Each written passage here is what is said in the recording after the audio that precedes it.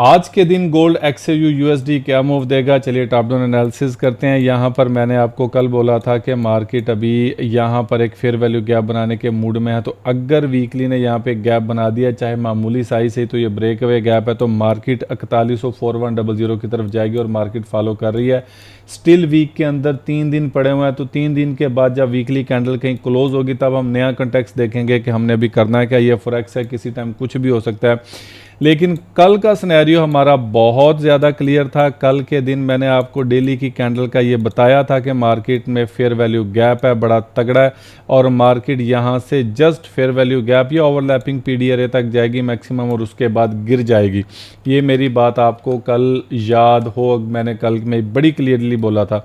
अब यहाँ पे ये कैंडल यहाँ पे नीचे क्लोज हो चुकी है और उसका इम्पैक्ट जो था वो आना था और मार्केट वो आ गया, और स्टिल अभी आज की कैंडल यहाँ पे क्लोज होती है तो still we will be in the sell. और अगर इस कॉन्टेक्स्ट को अगर हम 4 आवर में देखें तो 4 आवर हमें स्टिल अभी सपोर्ट कर रहा है।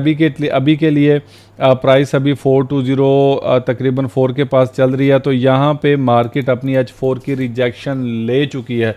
तो मैं समझता हूँ कि मार्केट स्टिल यहाँ से नीचे की तरफ जाएगी। नो डाउट कि यहाँ पे देखें ये एक एक्यूमुलेशन की कैंडल नहीं है, यहाँ पे एक रिजेक्शन हमें मिली हुई है और मींस के इम्पैक्ट आएगा, लेकिन मैं तब तक अब मार्केट को बाय नहीं समझ रहा जब तक कम से कम मार्केट में एक फेयर वैल्यू गैप डेली का या 2 H4 के नहीं मिल जाते। और अगर हम H1 के अंदर जाते हैं तो हमें ये दिखता है कि मार्केट यहाँ पे अपना बैलेंस प्राइस रेंज बना चुकी, तो मैं भी मार्केट इस बैलेंस प्राइस रेंज को एक रिस्पेक्ट दे।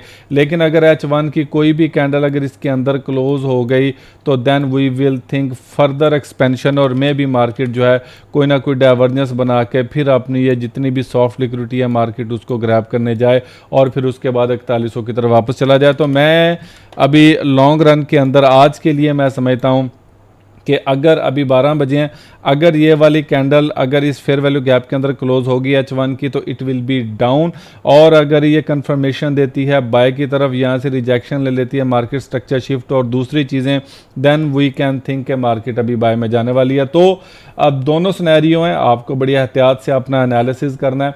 तो कैंडल बाय कैंडल जब जहाँ पे लेंगे तो आपके लिए डिसीजन लेना आसान है, लेकिन overall market is going to touch 4100 area.